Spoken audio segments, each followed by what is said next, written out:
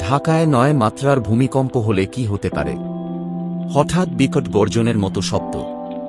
Second খানেকের মধ্যে ঢাকা শহর যেন মাটি থেকে উঠে আবার পড়তে পারে।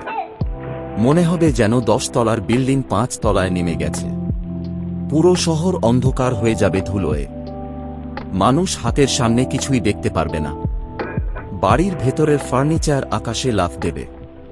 রাস্তায় দাঁড়ানো বাসগুলো এক পাশ থেকে আরেক পাশে ছুঁড়ে চলে যাবে। ফ্লাইওভার ভেঙে আগুনের মতো স্ফুলিঙ্গ বের হবে। বিদ্যুতের তার ছিঁড়ে সাপের মতো দুলতে থাকবে হয়তো। পুরো শহর জুড়ে চিৎকার, কান্না আর লোহার ভাঙার শব্দ শোনা যাবে। নদীর পানি পাগলের মতো লাফিয়ে উঠতে থাকবে। ভূমিকম্প থামার পরও মাটি কাঁপতে থাকবে। মানুষ মনে করছে পৃথিবীর শেষ দিন নেমে এসেছে। এই দৃশ্যটা এত ভয়ঙ্কর যে কেউ সেটা দেখে জীবনে আর ভুলতে পারবে না।